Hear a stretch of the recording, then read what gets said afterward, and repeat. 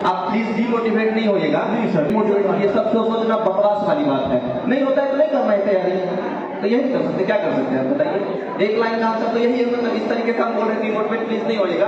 क्यों नहीं होगा यार, मतलब आप कितना सीरियस में क्या गुस्से रहता है। इनको रूडली बोल दिया तो बुरा नहीं मानिएगा, मैं आप ही के भलाई के लिए बोला हूँ, क्योंकि आजकल लोग ओवर थिंकिंग के कारण कुछ कुछ चीजें अपने मन में या अपना एक सर्किल क्रिएट करते हैं, उस सर्किल में वैसा वैसा डिस्कशन करने लगते हैं जिसका कोई मतलब है। अच्छी संगति बनाना है, अपने से अच्छी संगति नहीं बनाना है। ऐसा अगर होने लगे तो कोई किसका दोस्त बनेगा? नहीं, अगर बराबर का भी तो इक्वल हो जाए तो तुम हमसे ऊपर हो, हम तुमको बनाएंगे, तुम बोलेगा हम तो नहीं बनाएंगे, ठीक ना? तो कोई किसी का फ्रेंड ही नहीं बनेगा।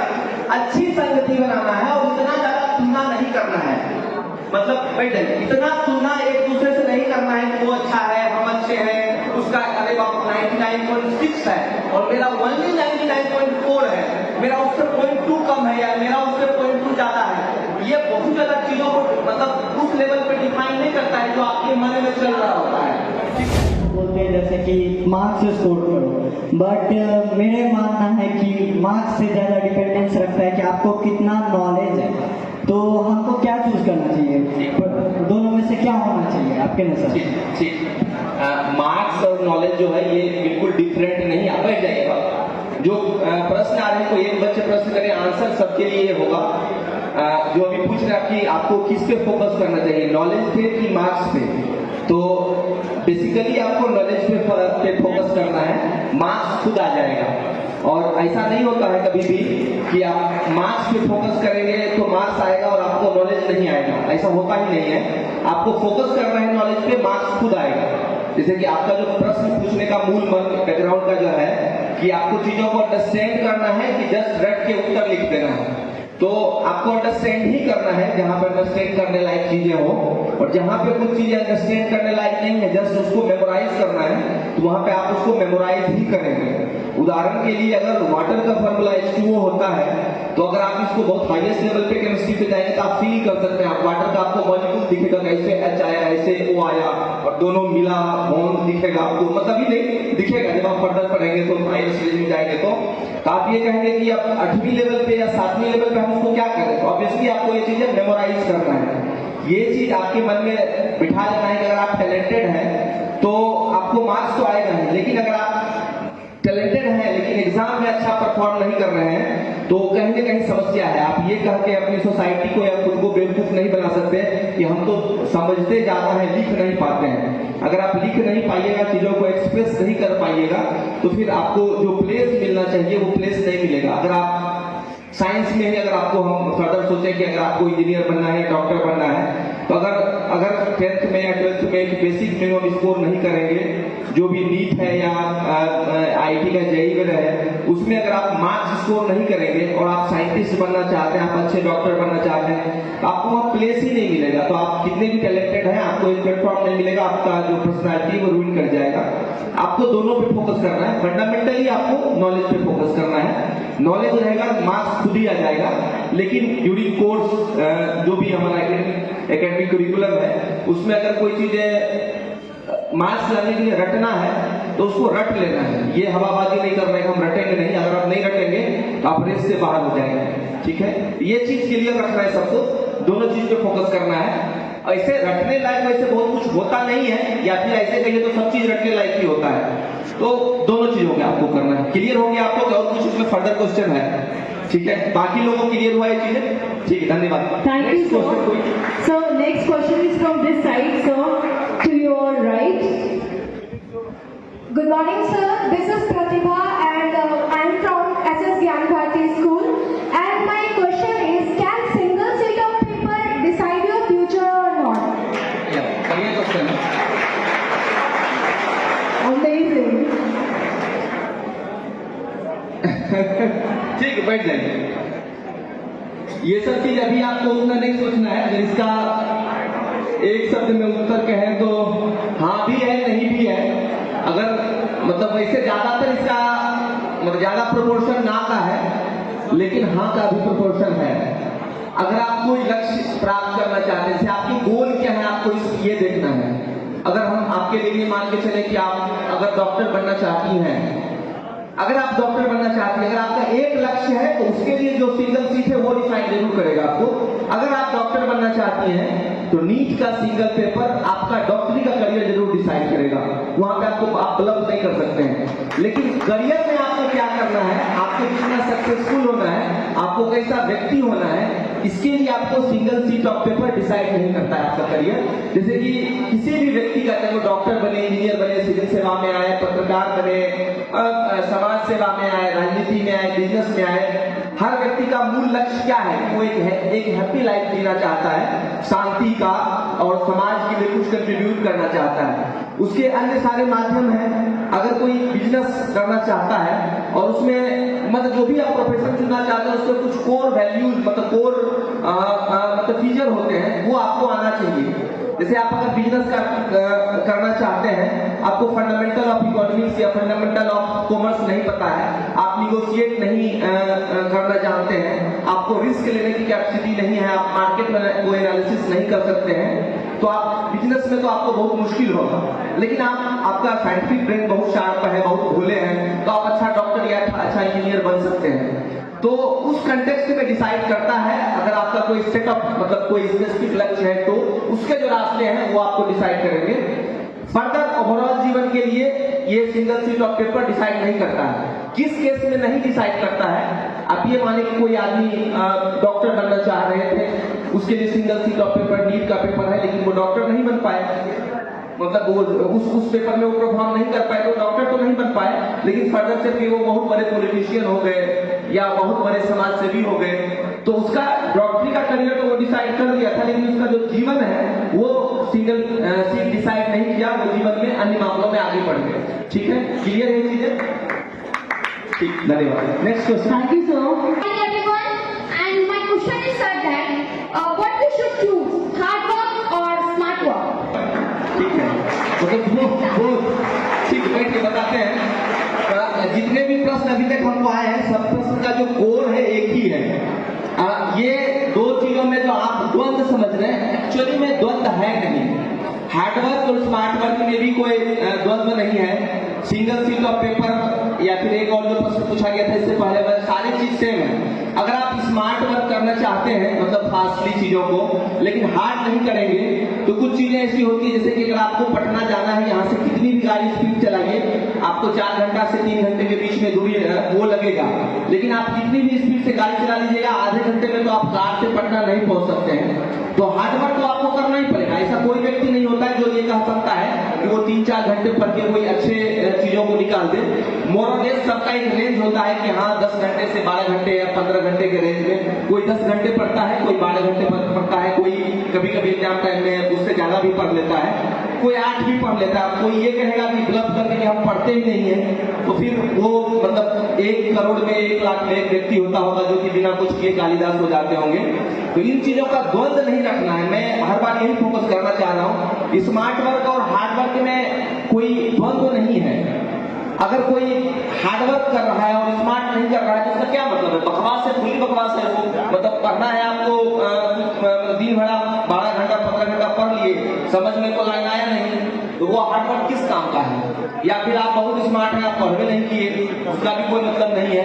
तो दोनों सेम है, लक्ष्य की ओर जो ले जाए आपको, तो इस चीजों का वो नहीं रखना है। मतलब स्मार्टली So आपको one question coming from hello sir, I am Ayush Mishra.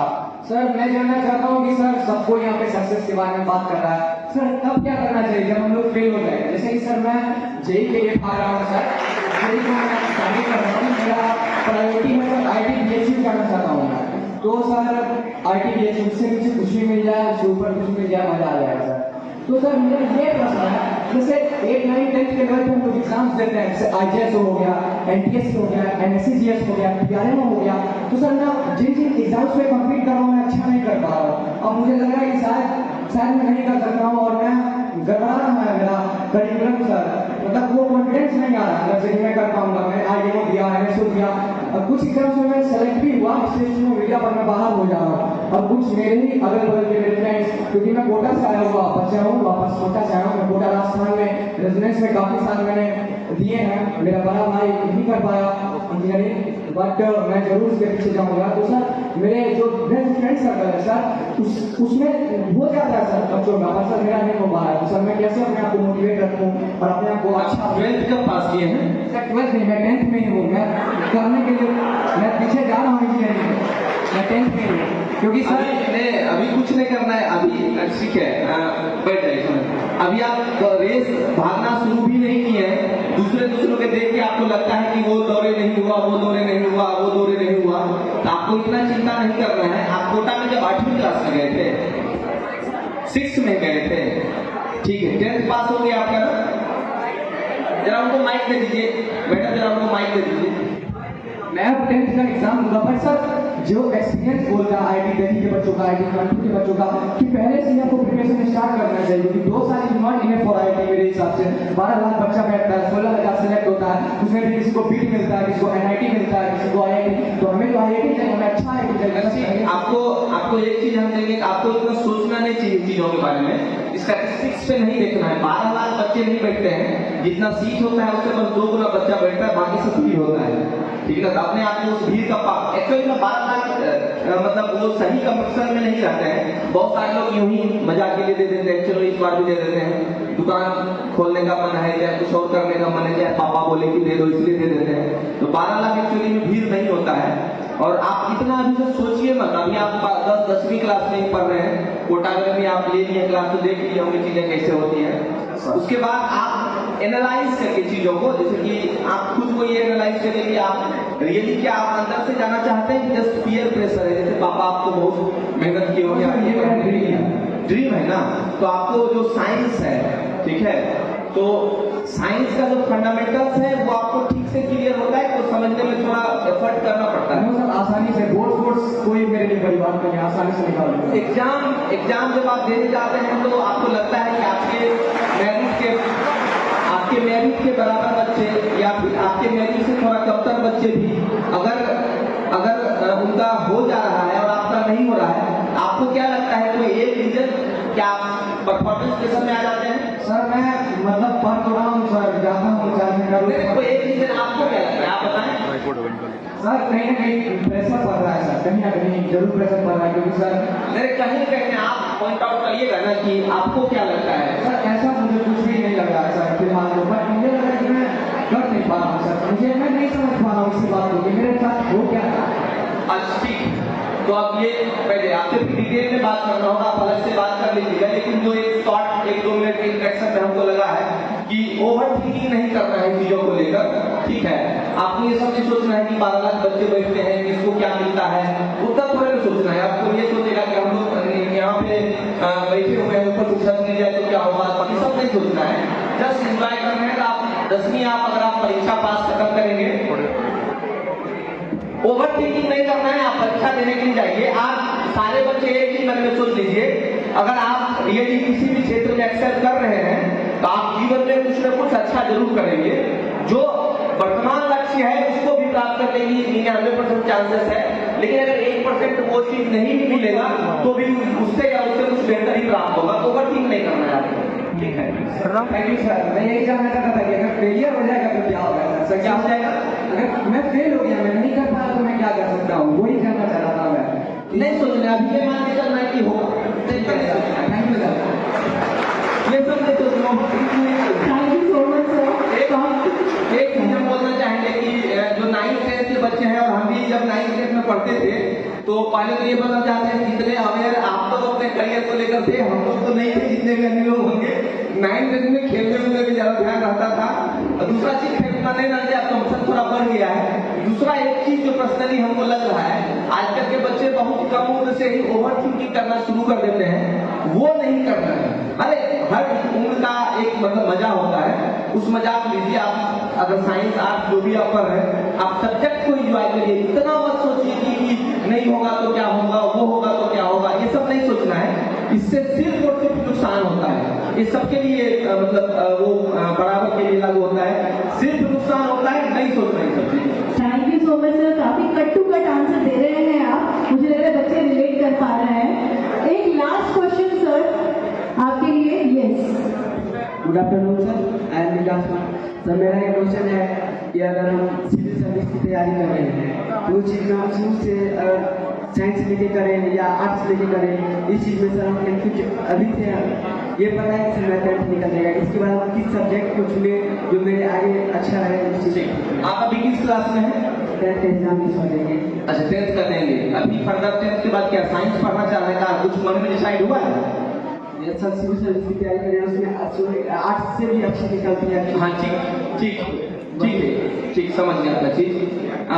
Civil services आपको पता ही होगा कि ग्रेजुएशन के बाद और 21 वर्ष की उम्र जब आप बैठ जाइए सिविल सर्विसेज की जो का जो एग्जाम है आप ग्रेजुएशन के बाद और 21 वर्ष की आयु प्राप्त कर लेने के बाद दे सकते हैं। अब आपको डिसाइड करना है कि किस ओर आपको जाना है। अगर सिविल सर्विसेज के एग्जाम की बात करें, एग्जाम का 90% पोर्शन जो है या 80% पोर्शन जो है यूपीएससी सिविल सर्विसेज का वो आर्ट्स पोर्शन ही रहेगा। एक ऑप्शनल रहता है, लेकिन जो जनरल स्टडीज का पूरा पेपर होता है, प्रिलिमिनरी एग्जाम का जो पेपर होता है, ये सब में आर्ट्स पेपर का ही डोमिनेंसी होता है। ठीक है, तो आप साइंस स्ट्रीम से जाइए या आर्ट्स स्ट्रीम से जाइए, फाइनली जब आप एग्जाम के लिए प्रिपेयर कर रहे होंगे तो आपको आर्ट्स ही पढ़ना होगा। लेकिन अभी का जो आप लोग ट्रेंड देखते होंगे कि अब आर्ट्स पढ़ना रहे साइंस पढ़ना रहे, इन मतलब 80% लोग जो होते हैं उसमें पास करने वाले वो इंजीनियरिंग बैकग्राउंड, मेडिकल बैकग्राउंड या इन सब बैकग्राउंड का होता है। आपको अपना फैमिली कंडीशन या अन्य चीजों को देख के डिसाइड करना है। इसमें मैं अपना एग्जांपल दे देता हूँ। इसमें इससे आपको या किसी को प्रेरित होने का जरूरत नहीं है। बस मेरा क्या कंडीशन था उस हिसाब से बता रहा हूँ। मैं 10वीं के बाद चाहता था कि मैं आर्ट्स पढ़ के सिविल सर्विसेज की ओर जाऊँ, लेकिन हमको लगा कि या फिर हमको डर लगा कि उधर कोई रास्ता दिखाने वाला नहीं था, क्या होगा वहां के बाद अगर कुछ नौकरी नहीं मिला तो क्या होगा। तो साइंस भी पढ़ते थे तो हम इंजीनियरिंग कर लिए। ठीक है, इंजीनियरिंग करने के बाद एक नौकरी तो मिल गया तुरंत। फिर नौकरी के बाद तैयारी जो चाह रहे थे वो धीरे शुरू कर दिए और थोड़े दिनों में मिल गया, मतलब सिविल सर्विसेज में भी आ गए। वही अगर हम आर्ट्स क्षेत्र में जाते लंबे समय तक अगर नौकरी नहीं मिल पाता तो शायद फैमिली सपोर्ट नहीं कर पाती। ये मैं बता रहा हूँ, हमको लगता था कि बहुत लंबे समय तक शायद फैमिली उतना मतलब पेशेंस के साथ सपोर्ट नहीं कर पाए। पैसा तो खर्च होगा ना, कहीं भी रहेंगे आप तो उसके लिए क्या इंतजाम होगा वो आपको देख लेना है। लेकिन अगर आप जाना चाहते हैं तो साइंस आर्ट्स कुछ भी पढ़िए आप, फिर उस स्टेज में जाएंगे तो आप वो चीज पढ़ लेंगे। 1 साल 2 साल में आर्ट्स की वो चीजें पढ़ लेंगे। एक और मेरा रीजन था कि आप लोग तो पब्लिक स्कूल में पढ़ रहे हैं, मेरा गांव का सरकारी स्कूल से पढ़ाई हो रहा था, तो वहां पे उस लेवल का पर्सनैलिटी डेवलपमेंट हो नहीं पाया था। तो लगा कि इंजीनियरिंग कर लेंगे तो वहां तो पर्सनैलिटी का ओवरऑल डेवलपमेंट होता है, तो दुनिया में कुछ भी कर लेंगे। तो ये सब भी रीजन रहा था मेरा अपना निर्णय लेने का। आप अपने हिसाब से इसमें निर्णय ले सकते हैं। साइंस भी पढ़िए आर्ट्स भी पढ़िए, कोई दिक्कत नहीं। जब वहां पे जाएंगे तो लेवल प्लेइंग फील्ड देता है आपको। जैसे कि आप वहां पे इतिहास पूछेगा, भूगोल पूछेगा, पॉलिटिक्स पूछेगा, इकोनॉमी पूछेगा, तो बहुत ज्यादा फर्क नहीं पड़ेगा। कोई इतिहास से पीएचडी किया है और आप इतिहास से जस्ट अभी 2 महीना पढ़े हैं, ठीक से पढ़िएगा तो पीएचडी वाला ज्यादा नंबर आपको आ जाएगा। मतलब ऐसा होता है वहाँ पे, वो लेवल प्लेइंग फील्ड सारे लोगों को दे दिया जाता है। सिलेबस का डिजाइन या पूछने का तरीका या एनालिसिस का तरीका उसका वैसा रहता है। तो आप अपने हिसाब से इसमें डिसाइड कर सकते हैं। साइंस आर्ट्स जो भी लेना चाहे आप ले सकते हैं, लेकिन याद रखना है कि वहाँ जो परीक्षा होगा उसका कम से कम 75% जो भाग होगा वो आर्ट्स पेपर का होगा, लेकिन साइंस और आर्ट्स दोनों वाले उसमें पास करते हैं। ठीक है, thank you sir. So one here इधर राइट साइड में सर, आपने सेंटर में। हाँ राइट साइड सर। ठीक है, ठीक। हाँ सर, सॉरी मैंने एक लास्ट क्वेश्चन एक्सेप्ट किया है। कुछ और लोग। Pradhan sir, my name is Abhishek Jha and I'm studying in BSc 3rd year Maths Honours. Sir मेरा क्वेश्चन ये है, मैं एक डिफेंस एस्पिरेंट हूँ, ठीक है, सीडीएस का प्रिपरेशन कर रहा हूँ, 3rd ईयर में हूँ। तो मैं ये जानना चाहता हूँ कि there have so many subjects to cover that and उसमें कैसे मैनेज करके करूँ, क्योंकि मैंने एनडी का भी एग्जाम दिया है और उसमें मैथ्स रहते हैं, physics chemistry all of that got that. So उसमें कैसे करूँ मैं, मतलब मैनेज कैसे करूँ सब्जेक्ट्स को, क्योंकि मैथ्स पूरे करता हूँ तो इधर सोशल साइंस निकल जाता है, सोशल साइंस पढ़ के चलता हूँ तो मैथ्स निकल जाता है और एग्जाम्स के टाइम्स बहुत कम रहते हैं, हम लोग को बहुत कम टाइम। नहीं ये सब नहीं होता है, ये सब आपका वाम है, वैसे ऐसा नहीं होता है।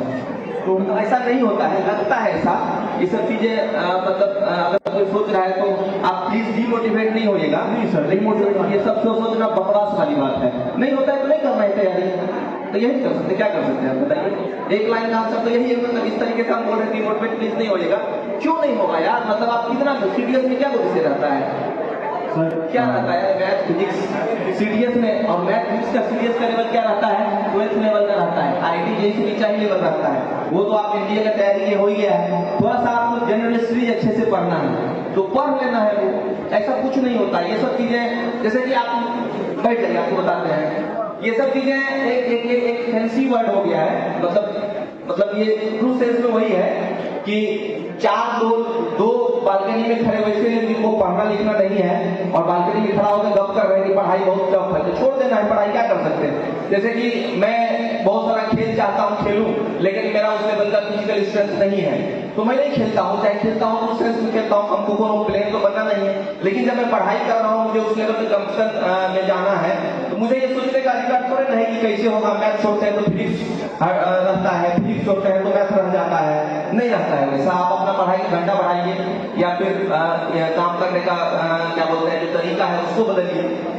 मतलब सीडीएस में एनडीए लेवल का ही मैथ फिजिक्स और केमिस्ट्री आपको पूछता होगा, उससे ज्यादा लेवल का नहीं पूछता है। मतलब आईआईटी जेईई लेवल के थोड़ा कम, मतलब बेसिकली 12th का अगर एनसीईआरटी अगर आप पूरा पढ़ लेंगे तो सीडीएस का पूरा सिलेबस कवर हो जाएगा। उसके बाद उसमें नया चीजें क्या रहता है, थोड़ा बहुत कॉमर्स पूछेगा, मतलब ये economics, current affairs, fundamentals of polity, fundamentals of history, ये सब पूछेगा। उसके लिए कोई भी कोचिंग या कोई भी बुक, जैसे फंडामेंटल्स ऑफ पॉलिटी में अगर आप लक्ष्मीकांत का किताब हम लोग पढ़ते थे वो पढ़ लें, वो थोड़ा सीरियस लेवल से हाई हो जाता है, वो सिविल सर्विसेज लेवल का है, वो खत्म हो जाएगा। कोई भी बिपिन चंद्र ने कोई एनसीईआरटी का या कोई भी इतिहास की किताब पढ़ लीजिए, इतिहास में भी वो मॉडर्न हिस्ट्री ज्यादा पूछता है, एंशिएंट और मेडिवल ज्यादा पूछता नहीं है। तो 2-3 घंटा अगर उसमें दे दीजिए कि हाँ तो हो जाएगा, ठीक ना। और नहीं होता है तो मान लेना है हमको पढ़ाई का तरीका बदलना है, अपने तैयारी छोड़ देना है, होता है, ठीक ना।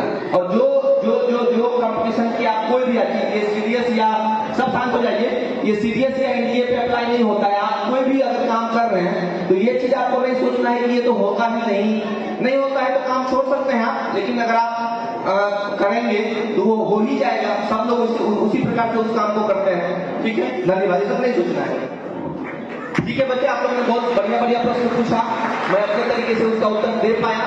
थोड़ा अगर किसी को रूडली बोल दिया तो बुरा नहीं मानिएगा, मैं आप ही के भलाई के लिए बोला हूँ, क्योंकि आजकल लोग ओवर थिंकिंग के कारण कुछ चीजें अपने मन में या अपना एक सर्किल क्रिएट करते हैं, उस सर्किल में वैसा डिस्कशन करने लगते हैं जिसका कोई मतलब है नहीं। जैसे अगर आप नीट की तैयारी करना चाहते हैं और आप बार बार इस चीज को डिस्कस करिएगा कि मैं नीट की परीक्षा में कैसे पास करूंगा, फिजिक्स पढ़ता हूँ तो बायोलॉजी छूटता है, बायोलॉजी पढ़ता हूँ तो केमिस्ट्री छूटता है, तो फिर आप तैयारी से पीछे जाएंगे। एक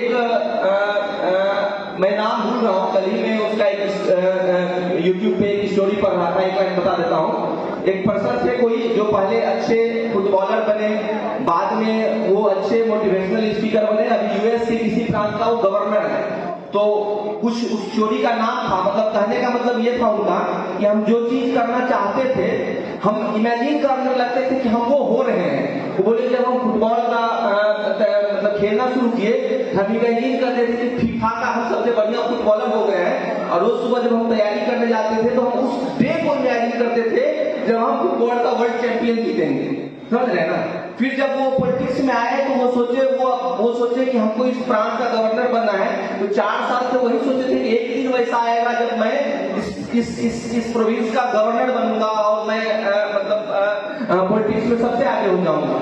मतलब था कि वो इमेजिन करते थे चीजों को। जैसे कि यहाँ बच्चियां बैठी हुई है, मैं शायद नीट का प्रिपरेशन करना चाहती होंगी, मेडिकल गाउन पहन के टाइप से बैठी हुई है, तो बढ़िया है, इससे आपको एक कॉन्फिडेंस आते रहेगा हमेशा कि आप डॉक्टर बन चुकी हैं, आप ऐसा हो चुका है। लेकिन कोशिश ये करना है कि ओवर थिंकिंग ना होता है, डे ड्रीमिंग दिन भर नहीं हो, लेकिन ड्रीम करना है, इस मुद्दे पर नहीं सोचना है कि मेडिकल पढ़ने के लिए हमको 18 घंटा पढ़ना होगा या फिर इसके लिए हमको विषयों में महारत हासिल करनी होगी।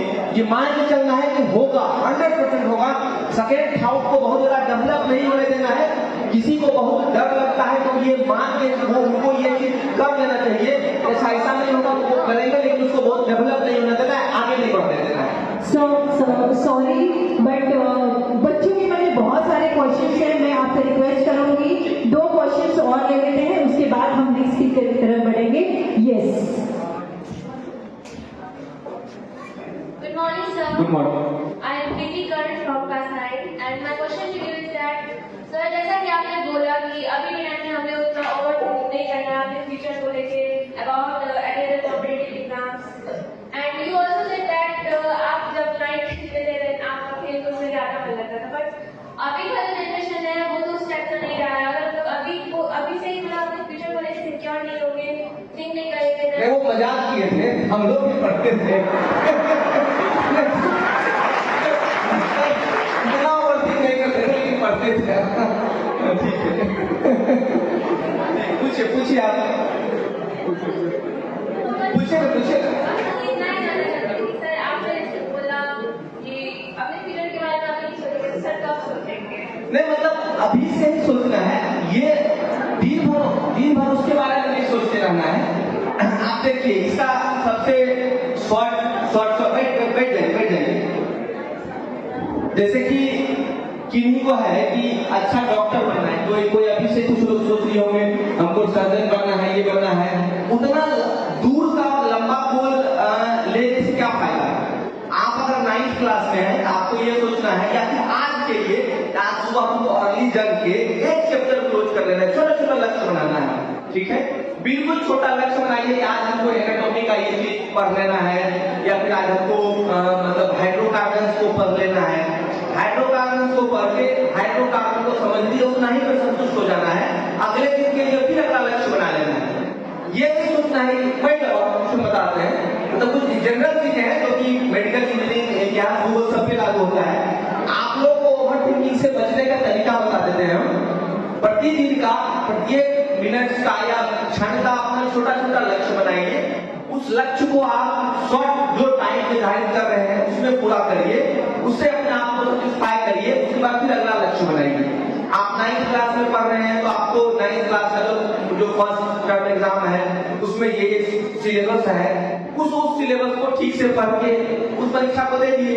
फिर अगला पार्ट आया, फिर उसको अच्छे से पढ़ के दे दिए। तो ये सब करने से आपका फालतू बातों पे ध्यान नहीं जाएगा। So one more question here. वो आप बचेंगे उन चीजों से, ओवरथिंकिंग नहीं होगी।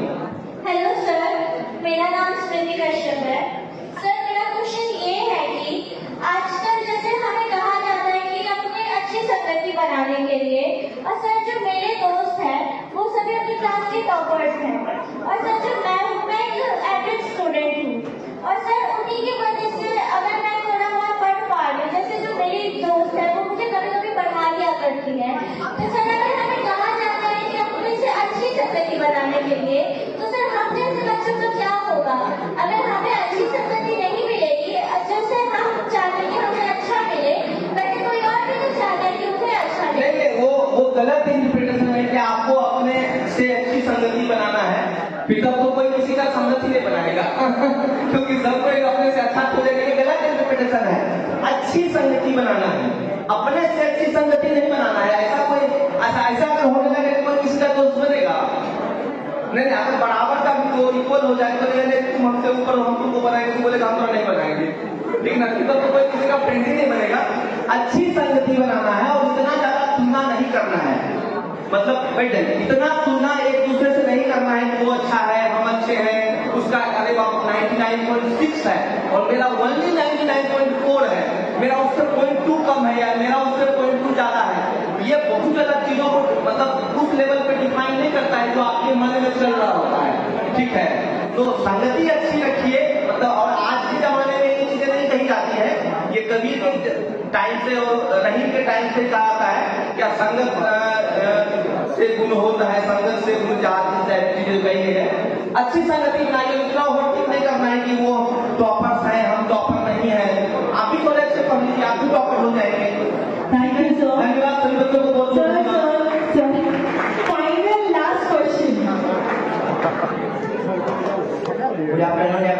Good afternoon. Honorable Chief Guest and my dear friends sitting in this seminar hall. I am Kumar Abdul from Standard 9, representing my school Vidya Vidyapeeth, Bhopal. So, sir, I am an average student and I always try to participate in every event.